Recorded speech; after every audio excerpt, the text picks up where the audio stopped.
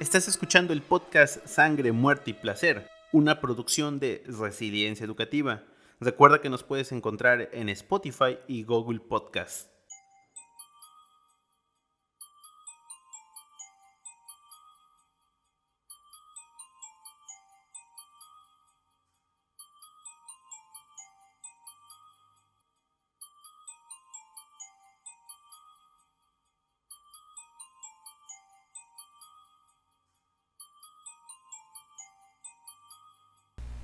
Hola otra vez.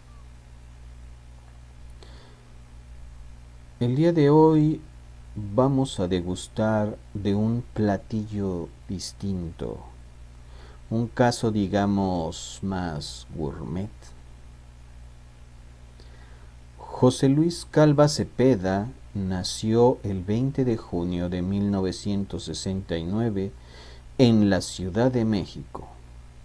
A los 2 años perdió a su padre, por lo que quedó en custodia de su madre, quien era además responsable de 6 hijos. La mujer era alcohólica, agresiva e intolerante.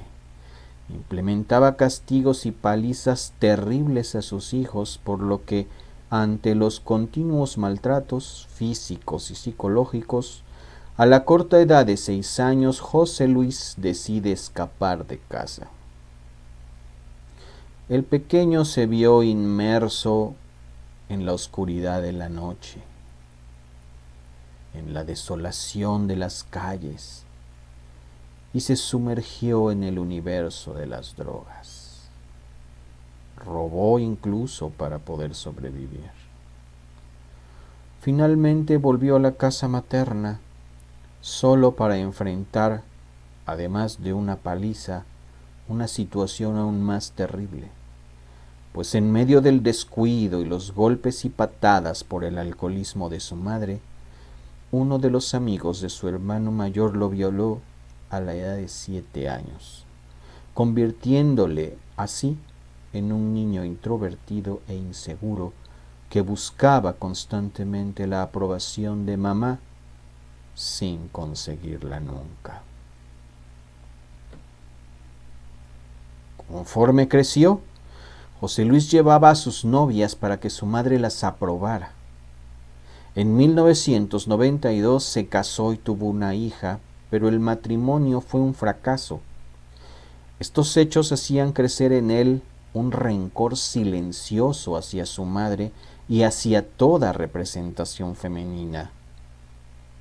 Inicia así una relación amorosa con Juan Carlos Monroy Pérez. Relación muy prolongada, pero durante la cual mantenía relaciones con otras personas. José Luis se considera además asimismo un poeta. Escribe mucho, crea incluso obras de teatro y afirma haber escrito varios libros. Medio, sin embargo, insuficiente para saciar su hambre de atención. Con todo, José Luis inició otra relación, pero esta vez las cosas presentaron un menú diferente. Cuando Verónica Consuelo Martínez se opuso a ser madre, José Luis la secuestró, torturó, asfixió, asesinó y descuartizó, abandonando los restos en bolsas de basura en Chimalhuacán. El festín había comenzado. Su siguiente víctima fue la Jarocha, una prostituta que trabajaba en el centro de la ciudad y cuyos restos se empaquetó en bolsas de basura con el mismo patrón que en el caso anterior. La tarde del 8 de octubre de 2007, agentes de la Procuraduría ingresaron al departamento de José Luis, ubicado en el número 198 de la calle de Mosqueta, en la colonia Guerrero. Este trató de escapar lanzándose por la ventana hacia el exterior, pero se lesionó una pierna al caer y, además, fue atropellado, facilitando su captura. Dentro del inmueble había restos humanos dispersos por el comedor, la estufa, sartenes, refrigerador y hasta en el ropero de la habitación. Además, en un plato sobre la mesa yacían trozos de carne cocinada junto con limones y salsas. Los restos pertenecían a Alejandra Galeana Garavito, mujer de 32 años que tras un mes de noviazgo terminó con Calva Cepeda, quien intentó convencerla de regresar y, al no aceptar, la golpeó, estranguló y desmembró para luego empaquetar y almacenar sus huesos y carne y comenzar a cocinarla. José Luis Calva Cepeda encontró en el acto de la degustación la manera de resolver el odio y el rencor que sentía por su madre, su necesidad de aceptación de ella y de la representación de todo lo femenino, incluida su propia feminidad. Odio y aceptación resueltos en la incorporación de lo femenino dentro de su propio ser. Exquisito, ¿no? Nos vemos pronto y buen provecho.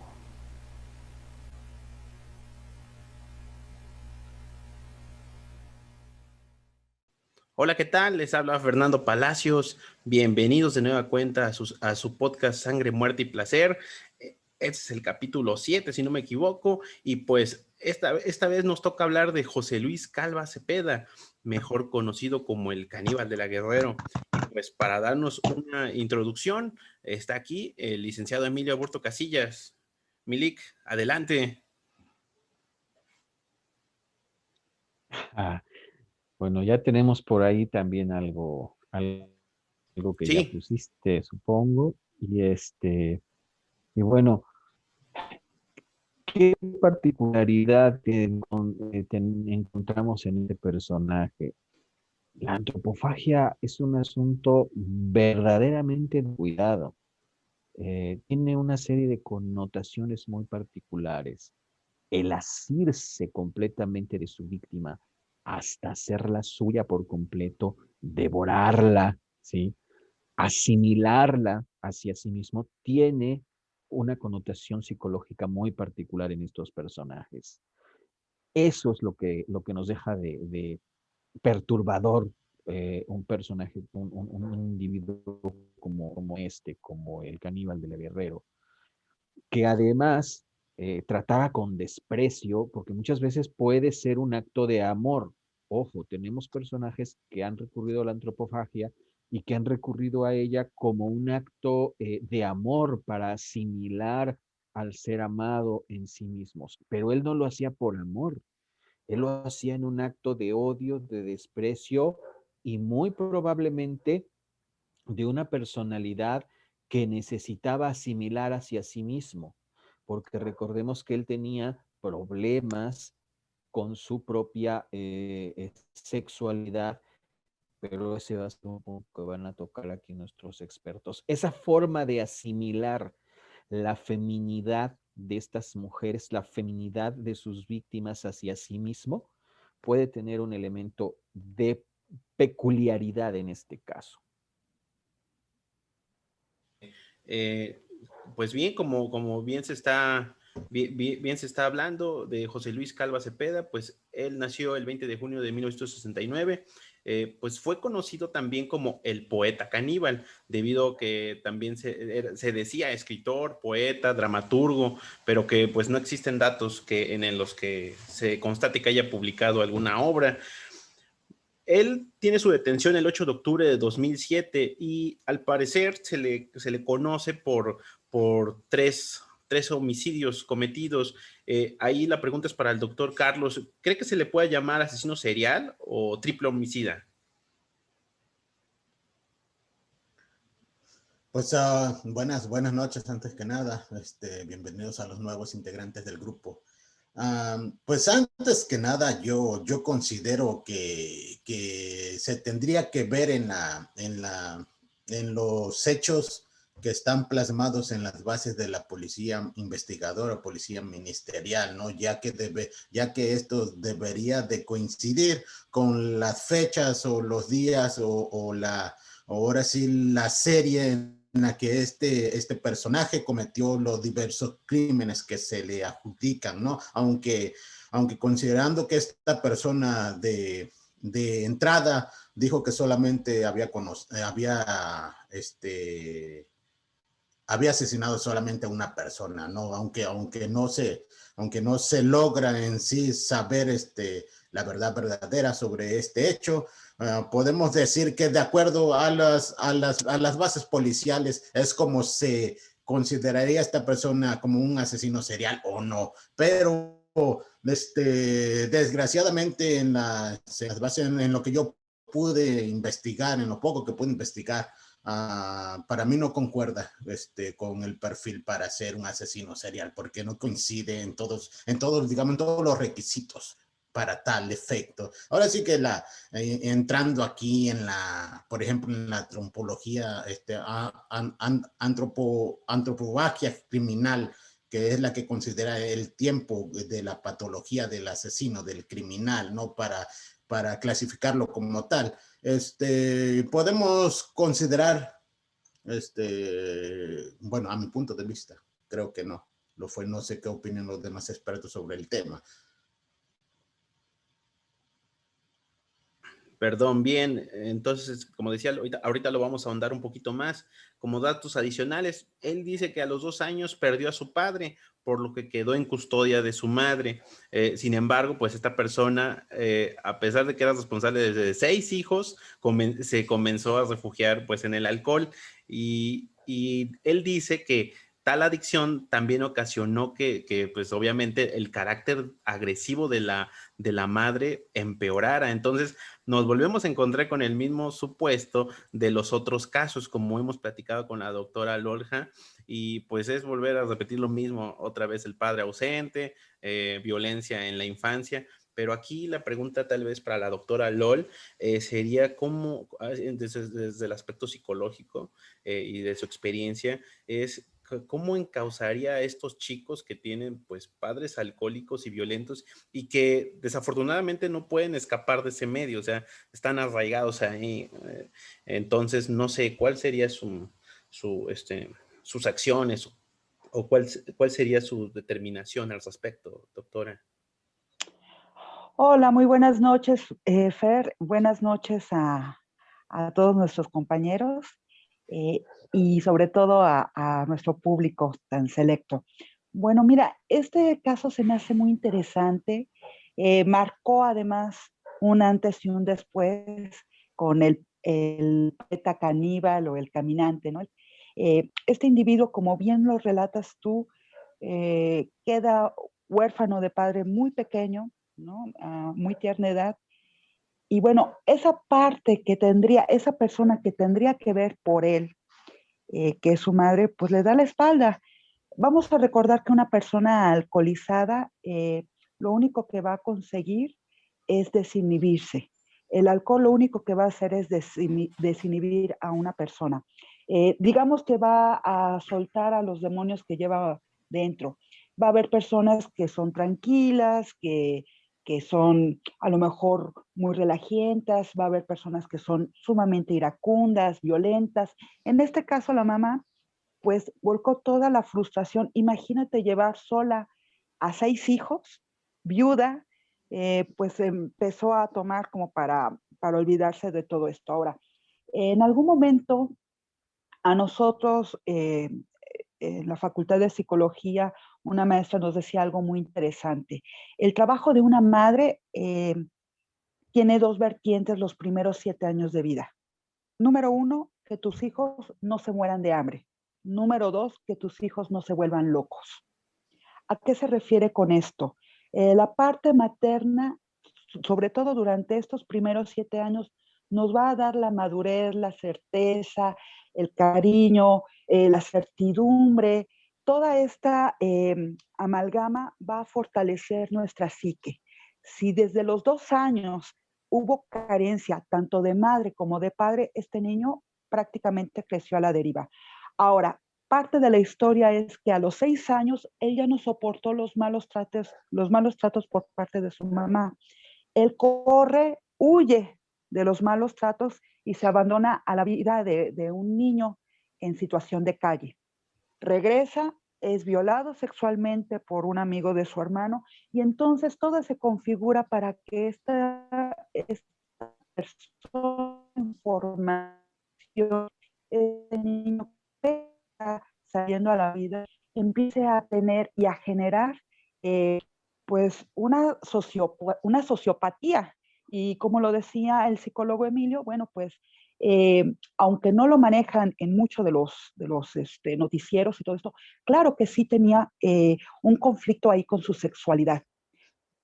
Más adelante, si tú me das la oportunidad y que vaya avanzando el tema y relacionado con lo que vayan comentando los compañeros, podremos ir ahondando en esto. Muchas gracias, doctora. Y de hecho no nos vamos a despegar mucho de ese hilo. Usted mencionó algo importante de que cuando regresó a su casa, uno de los amigos de su hermano mayor lo violó. Aquí la pregunta es, bueno, lo óptimo sería que un chico que sufre esto tuviera una atención psicológica inmediata, pero desde su experiencia y desde su conocimiento, ¿cree que haya alguna forma de reparar este daño ya ha pasado tiempo, es decir, en la etapa adulta? Desgraciadamente, él no tuvo la oportunidad. Sí hubiera podido haber una reparación. Quiero remarcar que no todos los varones que fueron violentados sexualmente tienen o deben de pasar por conflicto sexual, ¿sí? Pero siempre y cuando reciban apoyo psicológico. Algo que siempre le he dicho a mis alumnos y que lo he podido compartir en las conferencias, porque lo hemos vivido y lo hemos podido observar de forma muy cercana, es que víctima que no es atendida a tiempo puede convertirse en victimario. Y desgraciadamente, aquí es uno de los ejemplos más genuinos y palpables de la sociedad. Muchas gracias, doctora. Bueno, pues continuando con la historia de esta infancia, decía que José Luis decía que a pesar de las negativas, bueno, el rechazo de su madre, él quería recibir esa aprobación de ella, pero pues desafortunadamente esto no sucede en su etapa de joven. Posteriormente, en el 92, se casa y tiene una hija con un matrimonio pues que termina siendo fallido. Entonces, mientras tanto, pues en él comenzó a crecer un rencor a su madre y también hacia las mujeres. No sé, ahí, ¿qué nos pudiera también compartir usted, doctora?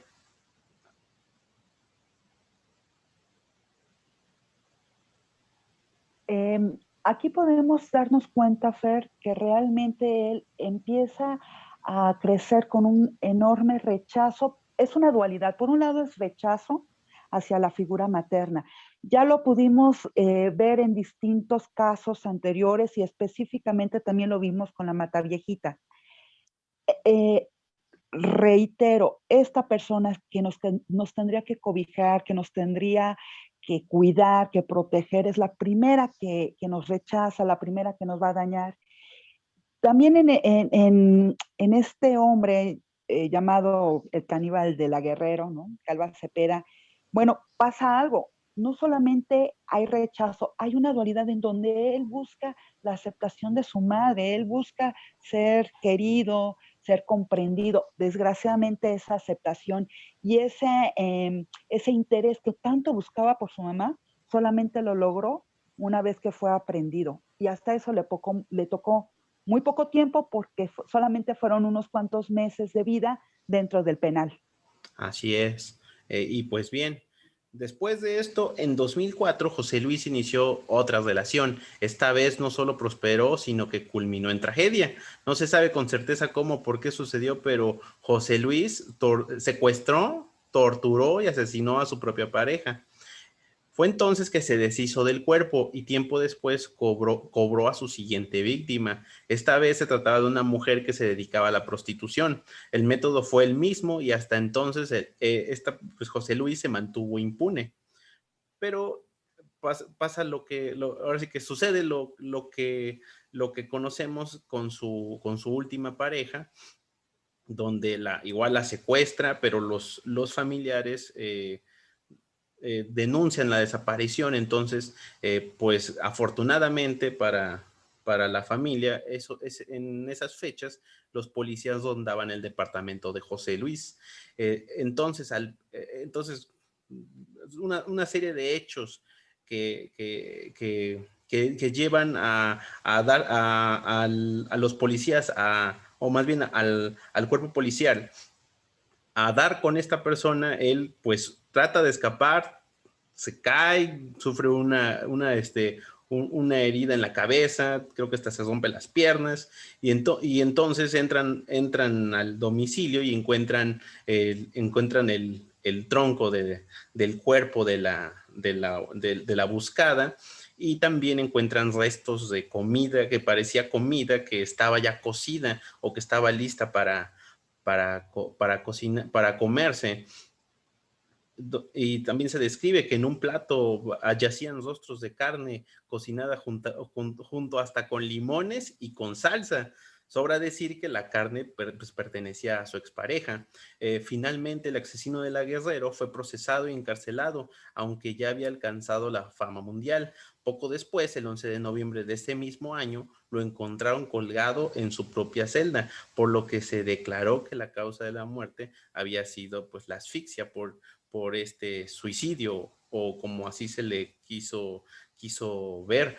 Pero también existe, bueno, encontré por ahí una entrevista que se le hace a la hermana, donde ella señalaba que el cinturón con el que se había encontrado colgado a José Luis no le pertenecía. Entonces, pues también, como ustedes también supongo lo detectaron y lo investigaron, también está esa teoría de que pues se le mandó a matar. Pero aquí también surge otra pregunta que me gustaría hacérsela a la licenciada Jennifer, sobre cuáles pudiesen ser, en este caso específico, los elementos determinantes para asegurar que se trata de un suicidio. Es decir, desde el punto de vista de la criminología, ¿qué es lo que observan? ¿Acaso es el tipo de laceración? ¿Alguna característica en el cuero del cinturón? Ahí me gustaría escuchar a la Lic Jenny. Hola Fer, buenas noches. Pues buenas noches. Cómo no, respecto a lo que tú comentas, del suicidio de José, sí, efectivamente fue algo, wow, súper increíble. Muchos decían que efectivamente él se suicidó. Hubo otros disparates que, ¿sabes qué? No, lo mandaron a matar. Y dentro de esta misma paradoja, podemos encontrar que dentro del CEMEFO, Calva Cepeda presentaba sus marcas de tortura, sí, efectivamente. Presuntas violación también dentro del cuerpo también se clasificó, y quienes sumamente podemos clasificar como pues realmente un destroce genital. Conforme a las marcas, sí, efectivamente se escribe dentro de una misma planteación y manejo de la misma criminología un sufrimiento físico. Y también los compañeros de él marcaban que efectivamente tenía cierto tratamiento psicológico dentro del mismo reclusorio, y conforme a sí dieron mucha pauta conforme a su estudio de su cadáver dentro del mismo CEMEFO, y el médico legista comentaba que efectivamente sí había sido asesinado José dentro del mismo reclusorio. Entonces, conforme a esta misma presunción, se trató de investigar e indagar un poco más sobre la misma inquietud, ¿sí? Porque realmente sí fue una inquietud, y dentro de esta puedo llevar a recalcar que sale del expediente de la misma fiscalía y se detalla la vinculación de su presunto suicidio, o por qué no mejor llamarlo así, asesinato, efectivamente, por medio de una depredación, de enojo y de ira. ¿Por medio de qué? Decían de las familias, ¿no? De las mismas víctimas que él había asesinado, y conforme un tipo de venganza. Dentro de la misma podría yo también comentar que va conforme a la misma depredación, como comentaba la doctora y también el doctor Carlos, que efectivamente era por parte de una forma psicológica, de una presión psicológica, como nos marca, quisiera yo citar al doctor Vicente Caballo dentro de su mismo manual de trastornos, nos va a comentar de la misma vinculación del trastorno de la personalidad antisocial. ¿Cómo quisiera yo abordar esto? Aprovechando el espacio. Claro, el trastorno de... gracias. Dentro del mismo trastorno de personalidad antisocial, es una característica, sí, que efectivamente me va a dar recurrencia a los delitos de la actualidad. ¿Y por qué?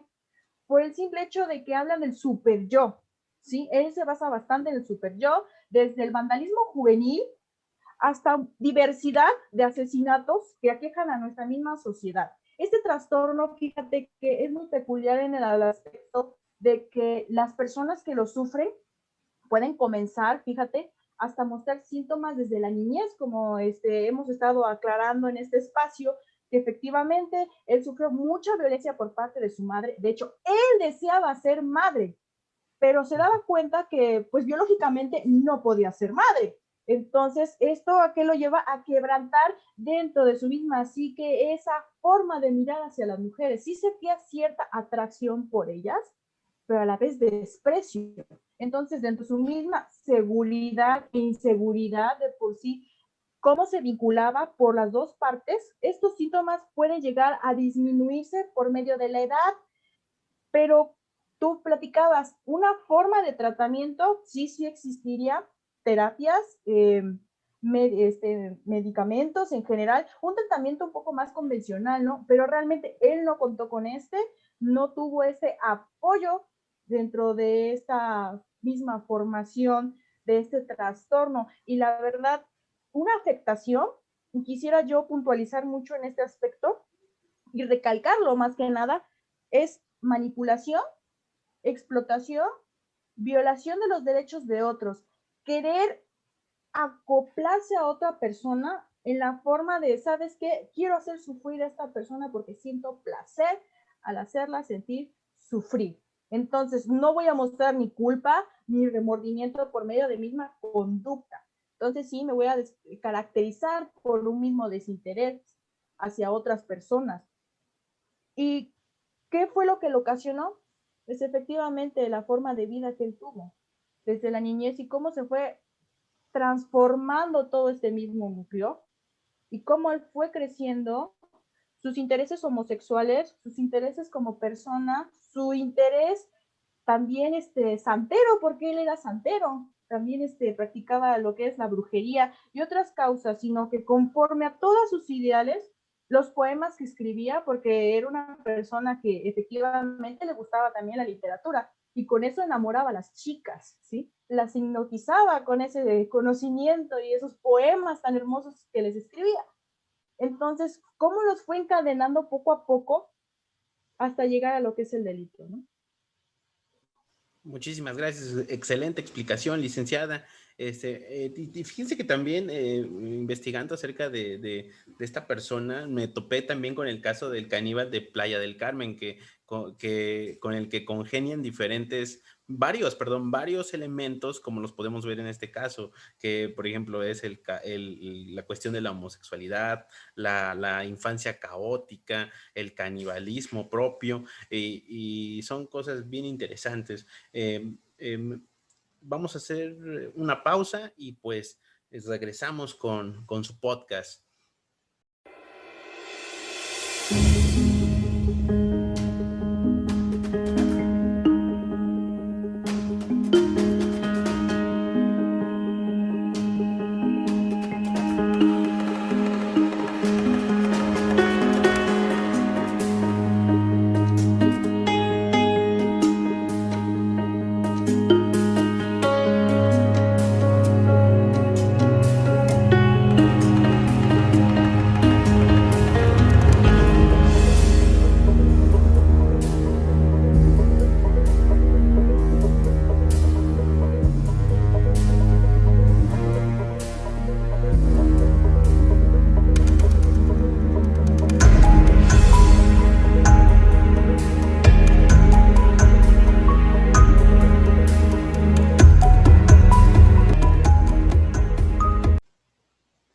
Bien, después de esta breve pausa, regresamos a su podcast. Estábamos hablando con la licenciada Jennifer y nos estaba dando su explicación respecto a los indicios o probables elementos que pudiesen determinar o no el suicidio de José Luis. Y bien, también regresando un poco al tema del canibalismo o antropofagia, le quisiera preguntar a la licenciada Viviana, a la maestra Viviana, respecto a que desde el aspecto criminal, o no es pregunta, porque la verdad desconozco si ustedes desde el aspecto criminal estudian este tipo de comportamientos.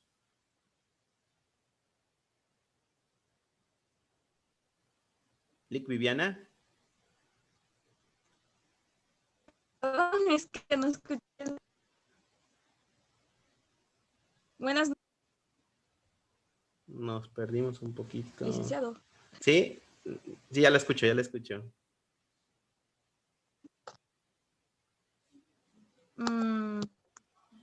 Bueno, pues eso es se le puede decir que es algo psicológico más que nada. Ajá. Es como querer tener algo mío, pues solamente mío. Y ver una manera de cómo eliminar las pruebas, entre comillas, se le puede decir. Quiso probar qué se sentía comer carne humana. En este caso dicen que cuando hubo una detención encontraron un póster de la película de Sí. los El El silencio de los corderos. El silencio de los De, inocentes, y sí. con, ajá, y De con Hannibal estaba Lecter. Anthony, ajá, y estaba el protagonista principal que era Anthony Hopkins. Yo quiero pensar que quiso hacerle un homenaje a esa novela, tratando de como era una persona que le gustaba leer mucho, quiso imitar ciertos aspectos para poder llevar a cabo ese crimen. De hecho, el chico que estuvo con él, que tuvo una relación sexual, él dijo que ayudó a descuartizar a una de sus víctimas. Sí. Es lo que leyó. Y todo porque empezó la búsqueda de él, porque la familia de la chica con la que estaba, creo que se llamaba Alejandra, Uh-huh. pues sus familias la empezaron a buscar, y otro por el olor que ya empezaba a salir. También fue una parte de que él, pues prácticamente al ver los policías, brincó, pero en su vida pues le pasó el accidente prácticamente. Se han dado casos que a veces hasta en taquerías venden carne de personas. Y cuando Sí. las personas se quedan así como que nunca en mi vida había probado algo así, o qué asco, cosas por el estilo. Es algo más psicológico comer carne humana o tratar, como dice la doctora Lolja, quiere como que sentir, o el licenciado Emilio, no me acuerdo muy bien de los dos, y nos dijo que quería sentir ese, digamos, amor de que es mío, es solamente mío, nadie más me lo va a quitar. Y como dice la doctora Lolja, la figura materna, la que necesitamos cuando somos pequeños, amor, cariño, que esté siempre ahí con nosotros, esta no se lo dio prácticamente. Lo que le repercutió en su infancia salió a flote en su adultez. Él deseaba que su mamá lo aceptara, pero pues como era ella, llegó al punto de que le nació el odio y el rencor, perdón, y buscó la manera fácil, se le puede decir así, la manera fácil de hacer las cosas. Muy bien. Muchas gracias, Lick. Y bueno, regresando un poquito al tema de la audiencia, ahí me gustaría también compartir con ustedes un extracto acerca de lo que dijo la prensa respecto a la audiencia del 27 de octubre de 2007, donde esta persona, José Luis Calva, se reservó su derecho a declarar sobre las acusaciones de homicidio calificado y profanación de cadáveres que se le imputaban en agravio de Alejandra Garavito, y que al ser cuestionado por el juez, con sede en el Reclusorio Preventivo Oriente, Juan Jesús Chavarría Sánchez, sobre si rendiría su declaración preparatoria sobre los hechos de los que se les acusa, Calva Cepeda contestó: sí quisiera hablar, pero no coordino bien mis ideas. Eso manifestó. Pues bien, previo a su respuesta, dio sus datos generales y afirmó haber nacido el 20 de junio del 79 en el Distrito Federal, ser católico, a habitar un departamento en el 198 de la calle Mosqueta, ser escritor y ganar hasta 400 pesos diarios por la venta de sus ensayos. Informó también que sus padres son Esteban Calva Telles y Elia Cepeda Camarena. Perdón. También dijo que era alcohólico, que fumaba, que era adicto a la cocaína y que no estaba bien de salud y que padecía trastornos psicológicos. Y pues bien, aquí también surge una pregunta para la licenciada Jocelyn. Con respecto a lo que ha escuchado de los elementos y evidencias que existían, así como también sus declaraciones, ¿cree que algún abogado que no fuere de oficio se sentiría cómodo o preparado para hacer una defensa de esta persona? ¿O usted qué opina, Lick Jocelyn? Hola, buenas noches a todos. Más que nada, yo opino, o más bien lo he escuchado, que hasta el peor delincuente tiene derecho a la defensa, ¿no? Sí. Entonces, pues aquí más que nada es como el profesionalismo. Uno lo hubiera realizado de acuerdo a lo que es el derecho, ¿no? Las leyes. En este caso, pues uno se basaría en la ley para dar una buena defensa, aunque pues realmente pues no había mucho que defender. Yo creo que pues desde que lo detienen, ahora sí que pues ahí tiene pues 2 homicidios y aparte pues se quería como que en su momento escapar de los policías, ¿no? Y que también ya ahí entraría otro, ¿cómo se llama? Ahora sí que otro delito. Y fíjese, esto, sí, perdón, sí, disculpe. Sí. Adelante. Y fíjese, eso lo comento porque su defensa fue asumida por un abogado particular, el licenciado Humberto Guerrero Platas, quien cuestionó brevemente a su cliente en la rejilla de prácticas y que a preguntarle si había comido a su víctima respondió que era puro amarillismo. Es decir, también aquí existe la negación respecto al canibalismo. A sus hechos. Ahora bien, aquí no sé quién podría levantar la mano. Ahí está el licenciado, el doctor Carlos. Sabía que me iba a apoyar con esto. Doctor Carlos. Bueno, yo estoy escuchando aquí a los expertos, estoy analizando esto. Bueno, el canibalismo dependiendo desde qué tipo, dependiendo desde qué ángulo se trataría de defender al culpado, porque el canibalismo, como lo hemos escuchado en algunas veces, existe de 3 diferentes formas. El canibalismo que dicen algunos que es por ritual, el canibalismo que dicen algunos que es por costumbre y el canibalismo criminal. En este caso es en el que veríamos que ahora sí que la parte defensora trataría de llevar el canibalismo criminal al canibalismo ritual.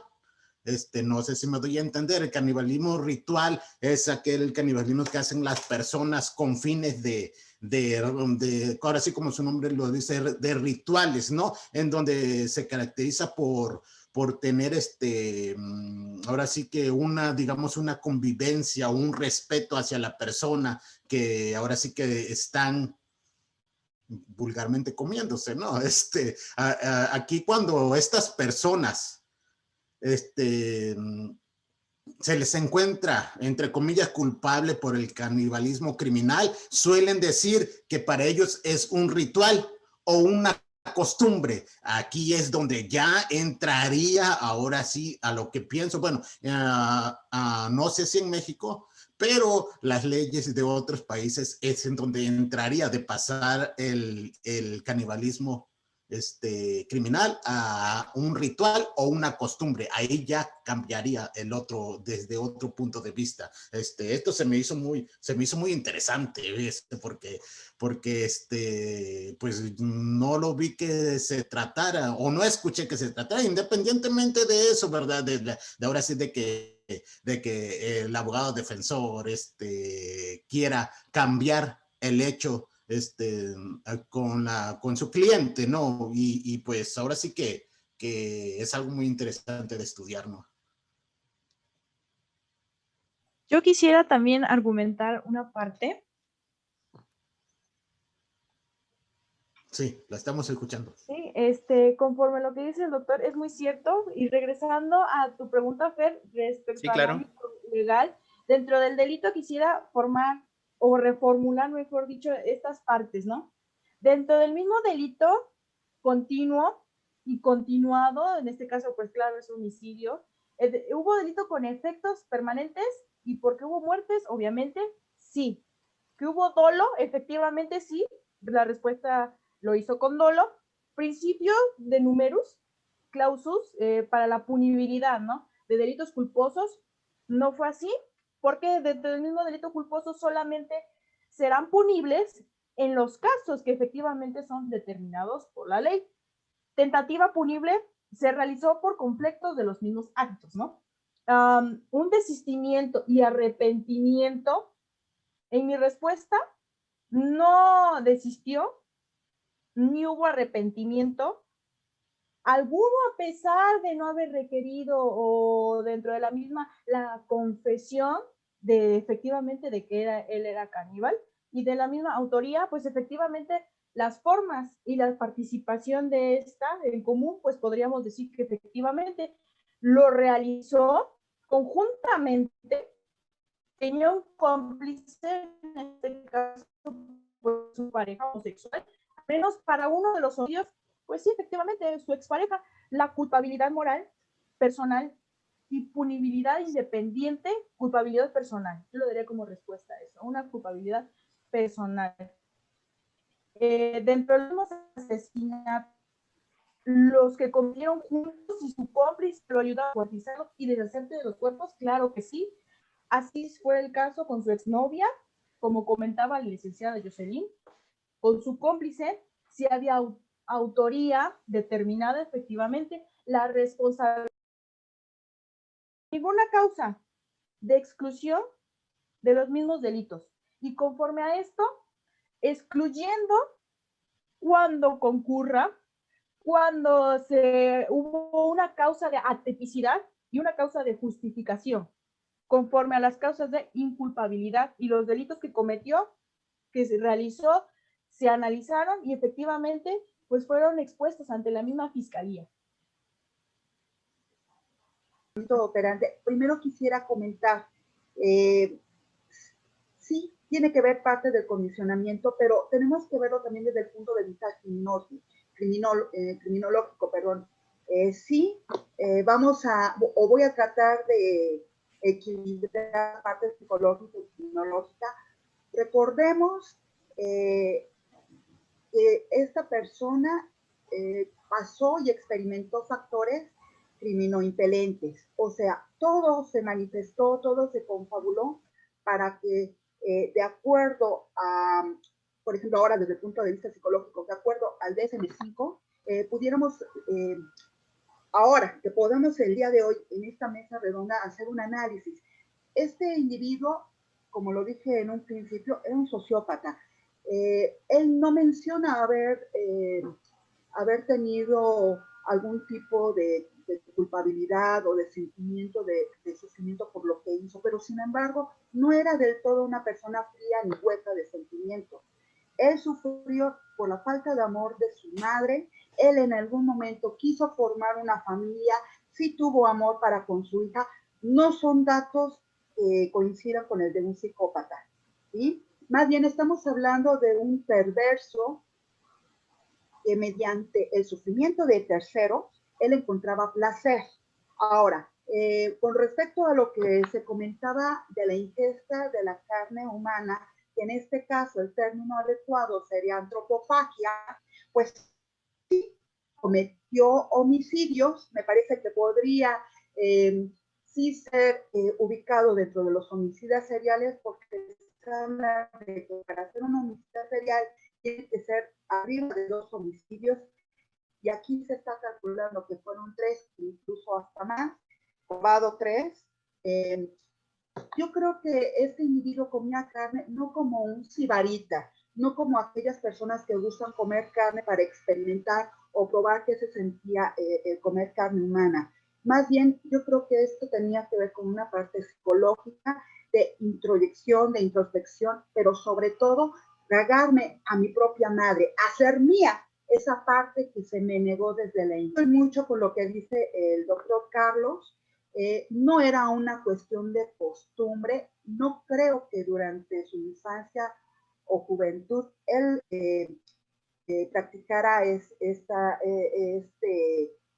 cuestión de antropofagia. Yo creo que fue un detonante que se dio a partir del primer, digamos que de la primera separación de la madre de su hija. Entonces, tiene que ver sobre todo con una cuestión de autoestima. Ahora, me parece que también debió de haber habido una autopsia psicológica. Yo aquí no se trata de disculpar a nadie, pero vamos a recordar que no se manejó en ningún momento la presunción de inocencia. No sé, hasta donde yo sé, no hubo tiempo suficiente para que realmente hicieran estudios periciales.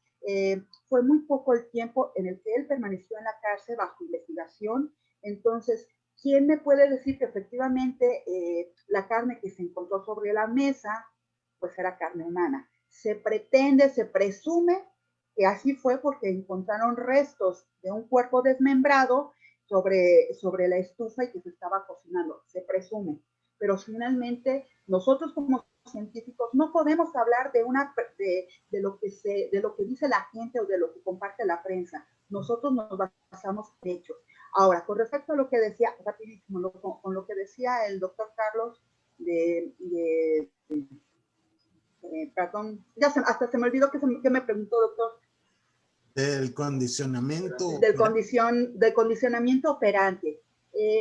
Yo creo que todo esto se fraguó desde el momento en que fue lastimado y desde el momento que pusieron frente a frente su verdadero yo. En la psicología hablamos de la parte consciente, de la parte preconsciente y de la parte inconsciente. Yo creo que aquí quien llevaba la parte de perder era el preconsciente.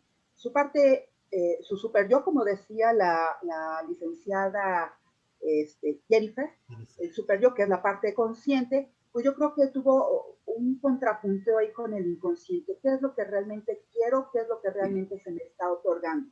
Entonces tiene que ver con todo esto y pues ya no me sigo extendiendo, aunque daría esto para mucho más. No quiero dejar sin que opinen mis compañeros. Muchas gracias, Fer. Muchas gracias a usted, doctora. Y doctor Carlos, sus comentarios al respecto. Bueno, es que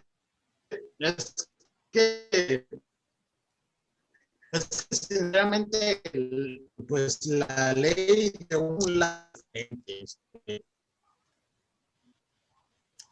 por ejemplo, bueno, yo escuché, pues, no sé si sea cierto o no sea cierto, lo que dijo la doctora es muy cierto. Es por eso hace rato usted me hizo la pregunta de que si se consideraba como un asesino en serie. Yo le dije, depende de la base de datos de la policía. ¿Por qué? Porque no es algo que esté establecido. Debe de llevar, para hacer un asesino en serio, debe de llevar un periodo de enfriamiento y si no me equivoco, entre 30 días o algo así por el estilo, ¿no?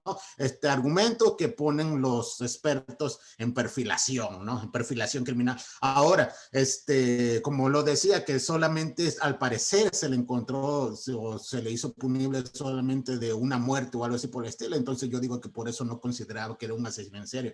Aunado a esto, yo leí, no sé si sea cierto o sea mentira, porque sobre estos temas, como todo, siempre hay mucha falacia, siempre hay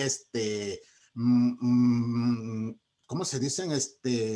Neuroverdades, que son mentiras, más que nada, vulgares mentiras, ¿no? Y que la gente lo convierte en verdad, ¿no? El acondicionamiento operante, yo leí por ahí que según este muchacho, cuando era niño, cuando era joven, como su mamá era una persona que se dedicaba a vender los servicios sexuales, pues este muchacho veía que las personas que pasaban por su casa pues le daban dinero a la mamá, una contribución por un servicio. También por ahí leí que esta persona en el salón de clases, una vez un compañero le invitó una torta y un refresco, y este niño, para agradecerle a su compañero, le realizó, lo voy a decir, le realizó el sexo oral por pagarle. A esto se le podría decir en esta fase como un condicionamiento operante, ya que él veía a la madre que por prestar sus servicios era retribuida económicamente. Entonces, ¿qué es lo que hacía esta persona? Imitar a su madre, y así sucesivamente fue cayendo en digamos que en estas maldades o en esta forma de delinquir, ¿no? Aunado a esto, y de igual forma, podríamos argumentar en el sentido y apego a la ley, condicionamiento operante que ejerció la madre con esta persona. Y créame que serviría de bastante en defensa de esta persona.